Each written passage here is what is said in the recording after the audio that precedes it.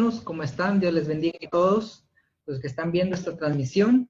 Les saludo a nombre de la Iglesia del Nazareno Central de Jaén, presidida por nuestro pastor David Beltrán González, y quienes habla su hermano en Cristo, Elvis Quintero Pacheco. En esta oportunidad continuamos con el estudio bíblico, como todos los jueves, del libro de los Hechos de los Apóstoles. Y en esta ocasión vamos a analizar el capítulo número 7 del libro de los Hechos, y es la segunda parte de la sesión anterior. Y el título es El primer mártir de la Iglesia, parte 2. En esta ocasión vamos a analizar estos 60 versículos. Es un capítulo bastante amplio donde se relata la defensa, la apología de Esteban para poder exponer ante los religiosos, ante el Sanedrín, su causa. Y en la última parte, los últimos versículos, vamos a ver el desenlace final y fatídico de cómo sucedió esto, ¿no? Terminaron apedreando a Esteban a causa de lo que él predicaba, a causa de Cristo. Vamos a analizar este capítulo desde la perspectiva de la apología de Esteban. Esteban va a relatarles los sucesos históricos de la promesa de la salvación que Dios le había prometido desde Abraham hasta llegar a Jesucristo. Y lo que hace Esteban es hacerles un recordatorio a todos los religiosos que se encontraban ahí, que la promesa se lo había hecho Dios a Abraham. Iniciamos con Abraham, con el inicio de la promesa. Dios le había prometido a Abraham que de su descendencia nacería un libertador. Ese libertador sería Jesucristo. Luego de Abraham pasaríamos a Jacob. Jacob como el patriarca, como el padre de lo que luego se constituiría como las 12 tribus de Israel. En Jacob también tendría la promesa y luego terminarían en Egipto. Luego que terminan esclavizados en Egipto, Dios promete un libertador. Y este libertador, Moisés, es quien inicia la liberación y comienza el éxodo y la promesa de Dios a través del tabernáculo, que Dios les iba a acompañar a través del desierto hasta llegar a la tierra que Él les había prometido ya desde su padre Abraham. El templo, el tabernáculo, y luego el pueblo anhelaría un lugar físico donde establecerse. Recordemos que el tabernáculo era momentáneo porque ellos estaban en constante movimiento, no tenían un lugar físico donde establecerse. Luego que ellos ya tendrían un lugar físico, llegarían a tierra de Canaán, se establecerían, lo conquistarían, ellos construirían el primer templo a través de Salomón. Y por último, Esteban menciona la ley, los profetas y todos aquellos que habían sido perseguidos a causa del evangelio, a causa de estar exponiendo, arrepiéntanse de sus pecados. En el versículo número 50, perdón, el número 51 dice: duros de cerviz e incircuncisos de corazón y oídos, vosotros resistís al Espíritu Santo como vuestros padres, así también vosotros. Entonces aquí Esteban lo que les está recriminando es que debían obedecer lo que el Espíritu Santo hablaba a través de los profetas. Analicemos la primera parte. Esteban aquí muestra su carácter y testimonio y nos ejemplifica el grado más alto de compromiso que los servidores de Cristo debemos tener. La iglesia primitiva eran fervientes en la oración, defensores de la verdad.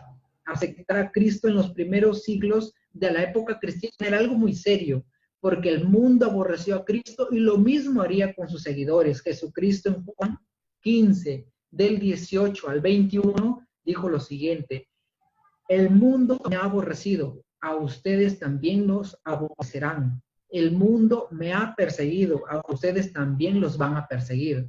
En la vida cristiana no buscamos caerle bien a nadie. En realidad lo que nosotros buscamos es obedecer a Jesús, obedecer la palabra del Señor. La persecución arreció con mucha fuerza. Los apóstoles y discípulos habían causado un impacto muy grande en esa época. El impacto venía por los prodigios, los milagros y el poder de la palabra que tenían ellos al predicar el evangelio. La persecución no solamente quedó allí en Esteban, sino que la persecución arreció hasta los tiempos postreros. Vemos una línea de tiempo donde la iglesia ha sido perseguida. Iniciamos primero con los primeros capítulos donde los sacerdotes primero les advirtieron, no prediquen. Luego, después de la predicación, les advirtieron con azotes. Luego de ello, los metieron a las cárceles. Luego vinieron los castigos, las penas de muerte y finalmente las ejecuciones. Hubieron épocas críticas y muy oscuras para la iglesia, donde a causa de decir que eras cristiano y seguidor de Cristo, merecías la muerte. Aquí Esteban, en su apología, trae a la vista el trasfondo histórico de la historia del pueblo. Inicia con los caldeos, de donde salió Abraham, luego el pacto sinaítico, luego menciona el libro de los profetas, luego menciona el tabernáculo del testimonio, luego la morada del Altísimo, y finalmente les dice incircuncisos de corazón y de pensamiento. Ahora analicemos lo que fue la apología y lo que fue la descripción histórica de Esteban con los religiosos. Esteban inicia su discurso hablando de Abraham. Abraham habitaba en Ur de los Caldeos. Este pueblo de los caldeos estaba al sur de Mesopotamia, cerca del Golfo Pérsico, y este territorio después fue conquistado por los babilonios. Abraham salió de Ur, llegó hasta Harán, dice ahí el discurso de Esteban, que ahí murió el padre de Abraham. Luego que salió de Harán, fueron a Siquén, en Canaán, y ahí es donde los hijos de Abraham comienzan a recibir la promesa y se cumple la promesa de los hijos de Abraham. Luego viene Isaac, viene Jacob y luego viene José. Aquí en Egipto empezamos ya la segunda etapa de esta historia. Hasta aquí estamos hasta el verso 19. En esos versículos lo que Esteban les está diciendo a los religiosos que están ahí es que Dios había hecho una promesa a Abraham de un territorio, de una heredad que les había prometido, que era la tierra prometida. Y le está diciendo Esteban a los religiosos, ustedes actualmente están pisando esa tierra que Dios la había prometido a Abraham. Y ahora les está mencionando cómo es que Abraham creyó a esa promesa y gracias a esa promesa ahora los israelitas gozan de esa tierra prometida. Luego les habla ya de la segunda parte desde Moisés hasta José, desde el verso 20 hasta el verso 45. Aquí encontramos tres etapas bien marcadas. La primera etapa es la etapa de la esclavitud en Egipto. Ya José muere, el pueblo de Israel crece y se levanta un faraón que no conoció a José, probablemente de otra dinastía distinta a la dinastía del faraón que había puesto a José como segundo en su reino. Una vez que el pueblo estaba esclavizado, el pueblo pedía a Dios por un libertador. Dios les promete un libertador. Moisés a los 40 años comienza a mostrar este interés por el pueblo de Israel. 40 años después Dios comienza a tratar con Moisés y luego de 40 años más los saca de Egipto para estar en el desierto durante 40 años. Aquí vemos ya la etapa del Éxodo, donde Dios tiene un pacto con Moisés, hace un pacto con el hombre para entregarle las tablas de la ley o el decálogo. En estas tablas de la ley, Dios iba a colocarle mandamientos al pueblo para frenar el pecado. Luego de esto, continúa la batuta Josué después de la muerte de Moisés. Josué es quien conquista la tierra prometida y Dios, ya habiendo establecido a su pueblo en la tierra prometida, coloca jueces para que estos jueces puedan administrar y puedan guiar al pueblo ante las guerras o ante las acechanzas que el enemigo pudiera tener. Luego en la siguiente etapa vemos desde David hasta los profetas, y aquí lo comienza a mencionar desde el versículo 46 hasta el versículo 53.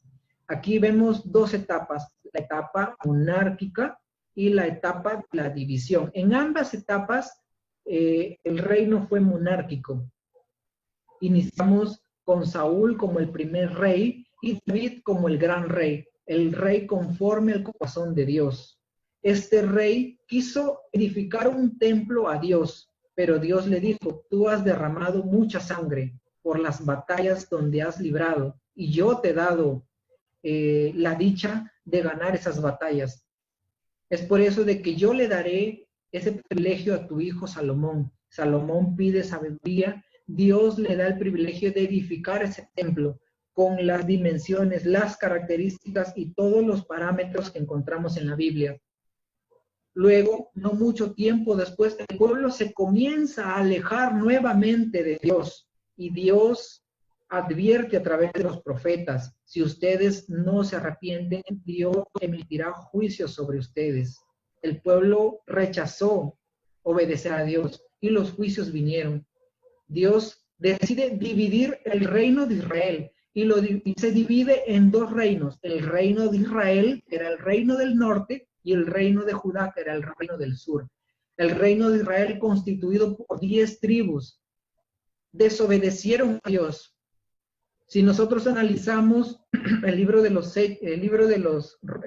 reyes y el libro de los crónicas, en casi todos los reyes, la descripción de estos reyes dice lo siguiente: e hicieron lo malo delante de los ojos de Dios.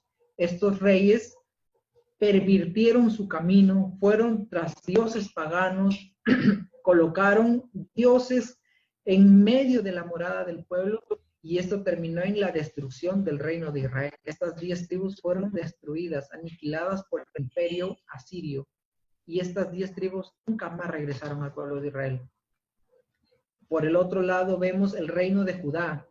Aquí vemos a los profetas también advirtiendo a los reyes, no hagan lo malo delante de los ojos de Jehová. Vemos a estos profetas advirtiendo hasta llegar a Jeremías. Jeremías le advierte al rey Joacín, si no se arrepiente, si el pueblo de Israel no se compunge, no se arrepiente de sus pecados, la esclavitud va a llegar a ustedes.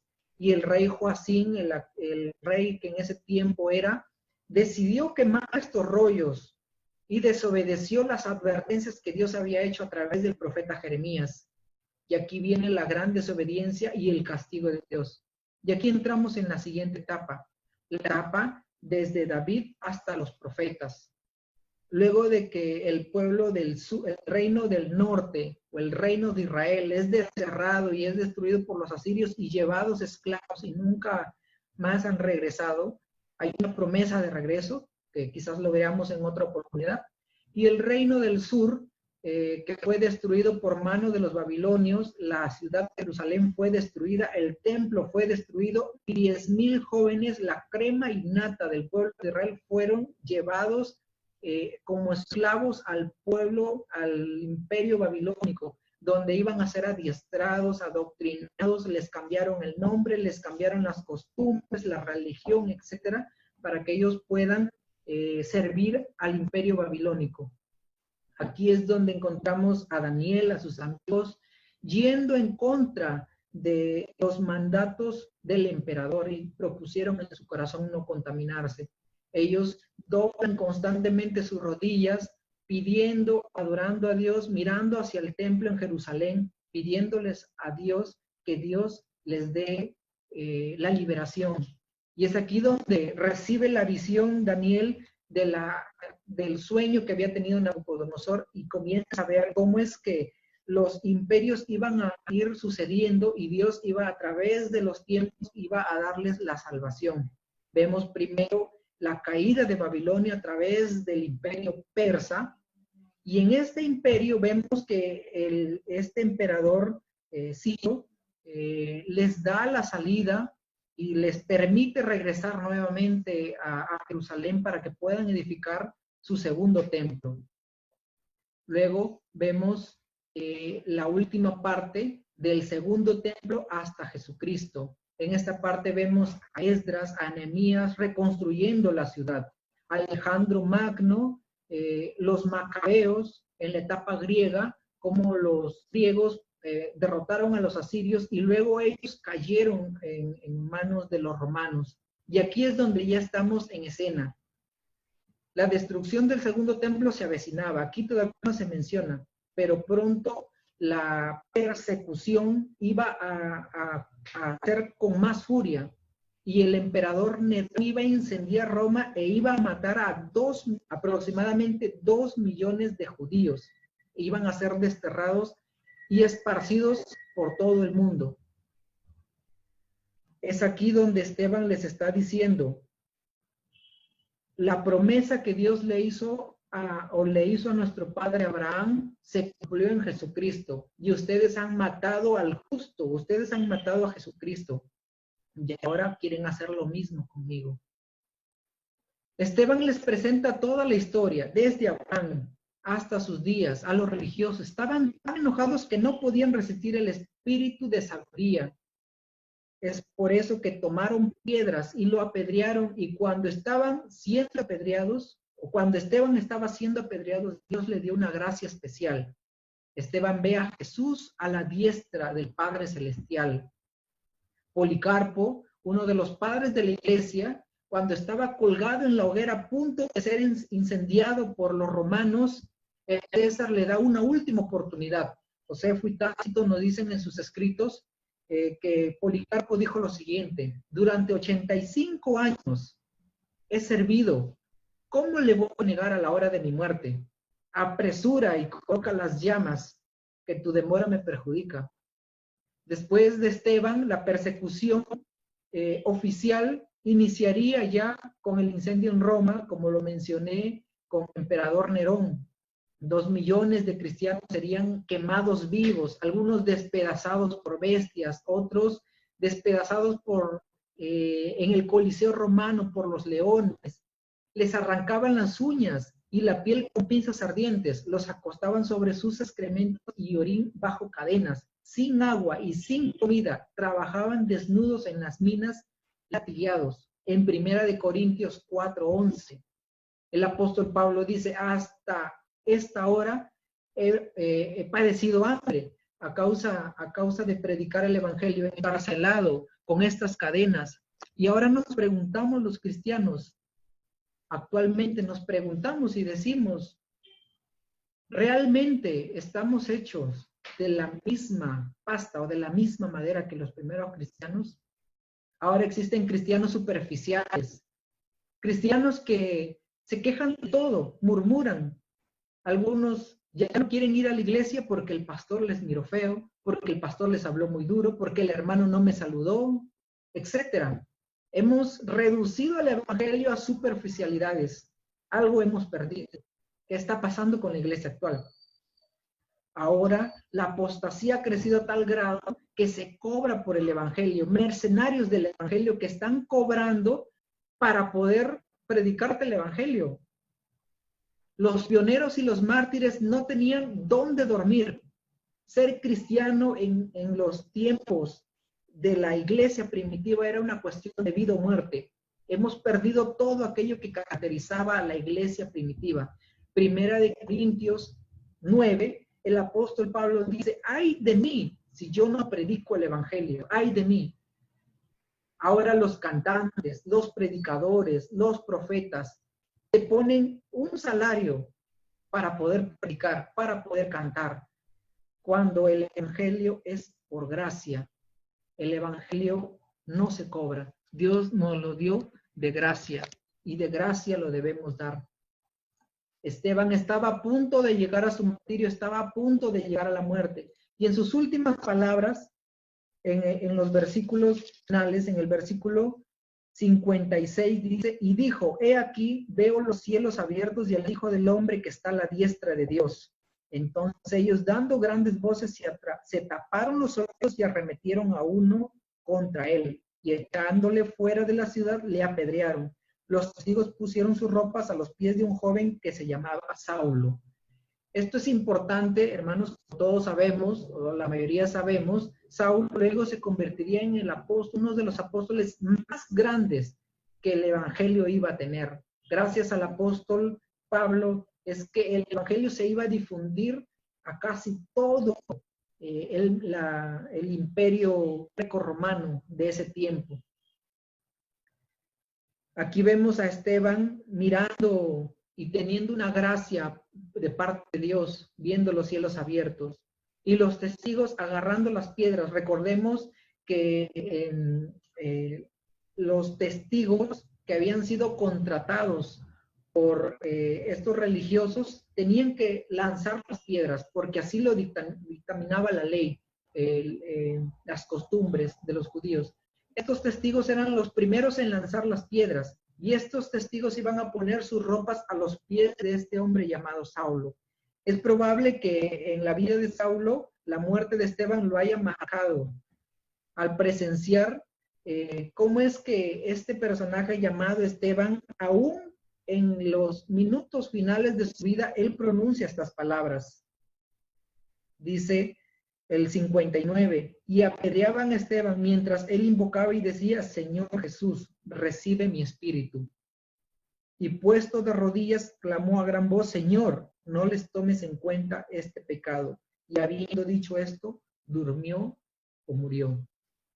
Es probable que este testimonio haya impactado en la vida de Saulo. Hasta aquí vemos la historia de este personaje llamado Esteban, un hombre lleno del Espíritu Santo y lleno de sabiduría. Un hombre que llevó su obediencia hasta la muerte, el primer mártir. Y aquí empezará la gran persecución. En el capítulo 8 entraremos a la segunda gran fase del libro de los Hechos, donde ya la predicación va a ser ya no en Jerusalén. La oportunidad para el pueblo judío ya había sido dada. Ahora es la oportunidad para Judea y Samaria, que iba a simbolizar a los gentiles. El evangelio se iba a transmitir ya ahora a los gentiles. Entonces, hasta aquí vamos a dejar este estudio bíblico. Les animo, hermanos, en el nombre del Señor, a obedecer la palabra del Señor y estar firmes en tiempos difíciles y en tiempos de caos, donde la apostasía está en cada rincón de cada iglesia. Así que defendamos, utilicemos la apologética para poder defender nuestra fe ante las falsas doctrinas y ante las mentiras que se están escuchando hoy en día. Hasta aquí vamos a dejar esta transmisión. Dios les bendiga y nos encontramos hasta una siguiente oportunidad. Dios les bendiga a todos, hermanos. Bendiciones.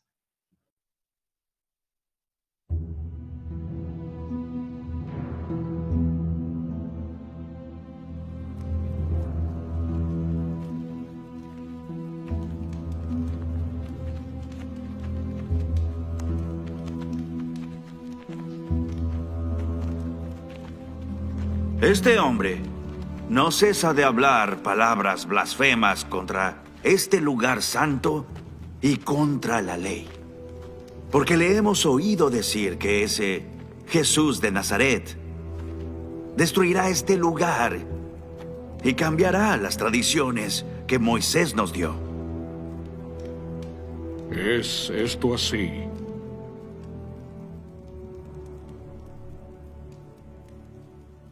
Varones, hermanos y padres, oíd. El Dios de gloria se apareció al padre Abraham y le dijo, sal de tu tierra y de tu parentela y ven a la tierra que yo te mostraré. Entonces salió de la tierra de los caldeos y habitó en Harán, y de allí, muerto su padre, Dios le trajo a esta tierra, en la cual habitáis, y no le dio herencia en ella. No, ni aun para asentar un pie, pero le prometió que se la daría en posesión a él y a su descendencia después de él, aunque aún no tenía hijo. Y le habló Dios así, que su descendencia sería extranjera en tierra ajena, y que los someterían a la servidumbre por 400 años. Pero como se acercaba el tiempo de la promesa, la cual Dios había jurado a Abraham, el pueblo se multiplicó en Egipto. En aquel mismo tiempo nació Moisés, y fue instruido en toda la sabiduría de los egipcios, y era poderoso en sus palabras y hechos. Y cuando hubo cumplido 40 años, tuvo el deseo de visitar a sus hermanos, los hijos de Israel. Este es el Moisés que dijo a los hijos de Israel: Profeta como yo os levantará el Señor vuestro Dios de entre vuestros hermanos, a él oiréis. Este es quien se congregó en el desierto con el ángel que le habló en el monte Sinaí, y con nuestros padres, recibiendo palabras de vida para darnos. Y ellos no obedecieron, sino que lo desecharon y volvieron su corazón a Egipto, diciendo a Aarón: Haznos dioses a quienes seguir. Porque a este Moisés, que nos sacó de la tierra de Egipto, no sabemos qué le habrá acontecido. E hicieron un becerro, y ofrecieron sacrificio al ídolo, y se regocijaron en las obras de sus manos. Duros de cerviz e incircuncisos de corazón y de oídos, vosotros resistís siempre al Espíritu Santo, igual que vuestros padres. ¿A cuál de los profetas no persiguieron ellos? Y mataron a los que anunciaron de antemano la venida del justo, a quien entregasteis y asesinasteis, vosotros, que recibisteis la ley por disposición de ángeles, y no la guardasteis.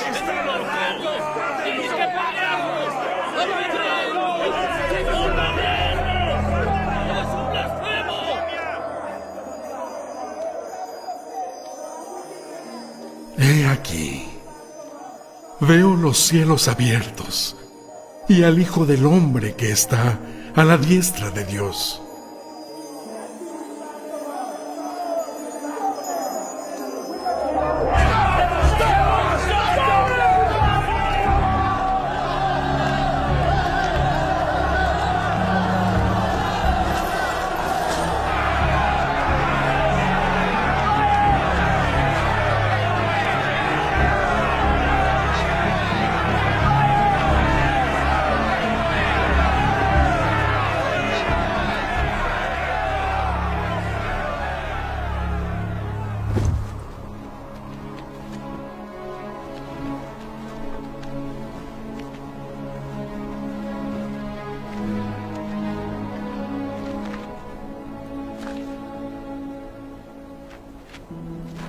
Señor Jesús, recibe mi espíritu. Señor, no les tengas en cuenta este pecado.